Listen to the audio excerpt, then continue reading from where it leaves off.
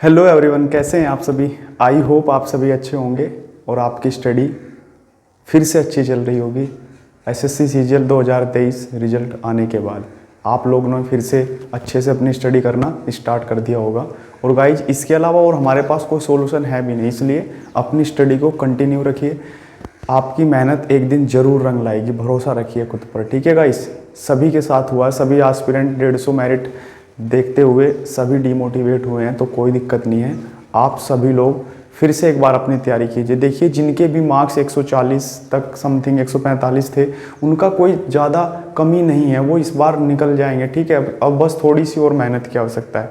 ठीक है गाइस, जैसा कि आप सभी को पता है कि डेली वोकैब सीरीज चल रही है, जिसमें डे 7 कंप्लीट हो गए हैं, डे 8 कंप्लीट हो गए हैं, आज का डे 9 है, जिसमें हम नया रूट वर्ड कंप्लीट वोकैबुलरी के साथ सीखेंगे। ठीक है, आज के रूट वर्ड से हम कंप्लीट जानेंगे एंटी और आंट के, जिसका मतलब होता है बिफोर का मीनिंग। ठीक है, यानी आंटी और आंट का मीनिंग क्या हो जाएगा, बिफोर का मतलब पहले। आज इसी के हम कंप्लीट वीडियो में सारे वर्ड जानेंगे, इस रूट वर्ड से कितने रूट वर्ड बन सकते हैं। ठीक है, इसमें मैं आपको एक चीज़ और बता दूं, देखो कंफ्यूज मत होना। मैंने पहले लिख दिया है कि आंटी का मतलब होता है अगेंस्ट और एंटे का मतलब होता है बिफोर। ध्यान रखना, ANTE जहां लगेगा उसका मीनिंग होता है बिफोर। जहां पे भी ये रूट वर्ड यूज होगा उसका मतलब बिफोर होगा, और अगर ANTI लगा होगा उसका मतलब अगेंस्ट होगा। ठीक है गाइस, समझ गए।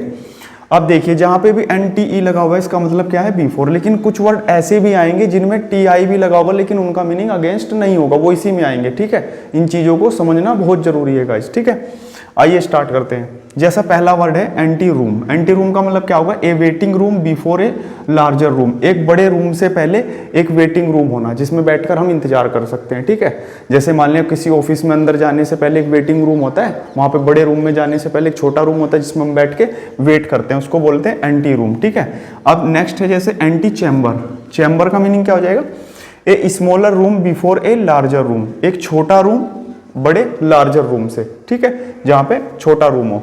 एंटी चोयर का मीनिंग क्या होता है, the section in a church before the choir. Choir का मीनिंग होगा गायक मंडली, मतलब जहां पे भी चर्च वगैरह होते हैं, जो भी जहां पे भी मंदिर वगैरह, चर्च वगैरह, गिरजा घर, उसमें क्या होता है कि गायक मंडली होते हैं, उससे पहले का जो सेक्शन होता है उसको बोलते हैं हम एंटी चोयर। ठीक है, एंटी बेलम का मतलब क्या होता है, देखो बेलम एक रूट वर्ड है, बेलम का मतलब होता है वॉर, वॉर का मतलब युद्ध। तो इसी की बात की गई है, of a period before the American civil war, यानी अमेरिकन सिविल वॉर से पहले का समय। ठीक है, a period before the American civil war. ठीक है गाइस, उसके बाद होता है एंटी मोर्टम। मोर्टम का मीनिंग क्या होता है, the period of before death, यानी मृत्यु से पहले का समय। ठीक है, उसको बोलते हैं एंटी मोर्टम। देखो यहाँ पे एंटी ई लगा हुआ है सब में, तो यानी बिफोर, यानी सब हर चीज से पहले की समय की बात करी जा रही है, उससे पहले के समय को क्या बोलते हैं। जैसे एंटी मैरिडियम है, एंटी मैरिडियम का मतलब क्या होता है, Latin for before mid day और नून, यानी दोपहर से पहले का समय। जैसे कहते हैं ना मिड डे मील, सरकारी स्कूल में मिलता है mid day meal. Mid day meal क्या होता है, यानी बीच में मिड, जैसे हम लंच टाइम करते हैं उसको बोलते हैं मिड डे, यानी नून। आफ्टरनून से पहले के समय को क्या बोलते हैं, एंटी मैरिडियम। ठीक है, AM भी तो बोलते हैं शॉर्ट में, AM PM बोलते हैं ना, तो ये वही AM PM है। AM मतलब कब होता है, 12 बजे से पहले का समय, यानी उसको बोलते हैं AM। तो ये एंटी मेरिडियम, ये वही है, Latin for before mid day और नून। ठीक है गाइस, उसके बाद होता है एंटी डिविलियम।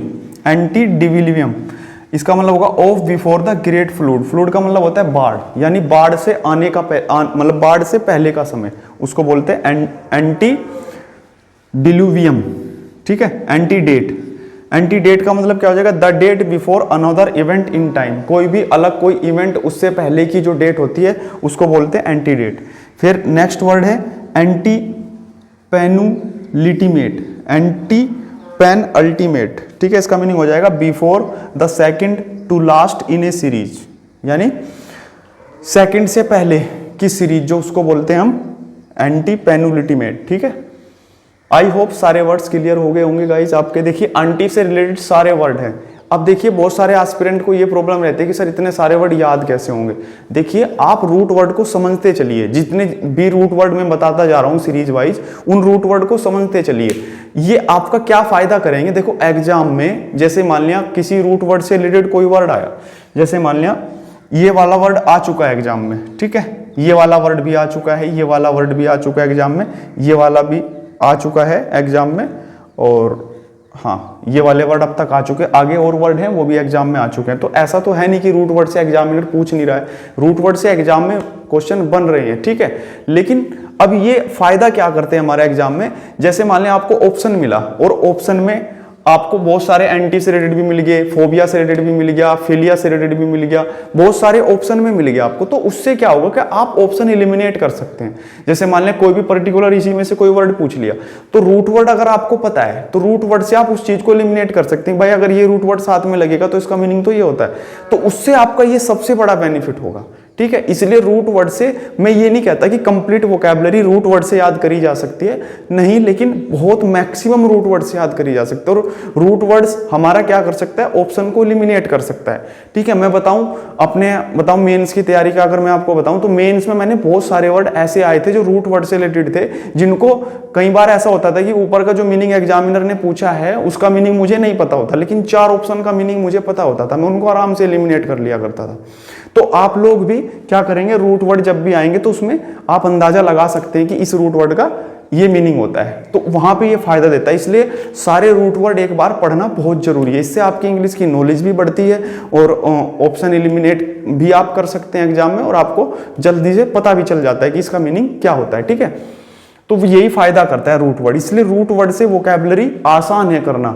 मैं क्यों आपको एक रूट वर्ड से इतने सारे वर्ड एक साथ कराऊं, जिससे आपको पता चले कि अलग अलग किस किस तरीके से वर्ड बनते हैं, ठीक है गाइस। आइए जानते हैं आगे के नेक्स्ट वर्ड। अभी 9 वर्ड हमने कंप्लीट कर लिए थे एंटी के, अब वर्ड कंप्लीट करते हैं हम 10th में। देखिए एंटी नप्सल का मीनिंग होगा कमिंग बिफोर मैरिज, यानी मैरिज से पहले आने वाला। एंटील्यूड का मीनिंग क्या हो जाएगा, a play before the main play, main play खेलने से पहले जो खेलते हैं हम उसको बोलते हैं एंटील्यूड। एंटी स्क्रिप्ट का मीनिंग हो जाएगा a note added before a vowel, ठीक है। एंटी वोकैलिक का मीनिंग हो जाएगा a letter before a vowel. Antetype का मीनिंग हो जाएगा an earlier type of somethings, ठीक है। कुछ भी मतलब पहले लिखना, टाइप ऑफ समथिंग यानी पहले से कुछ को टाइप करना, उसको बोलते हैं एंटी टाइप।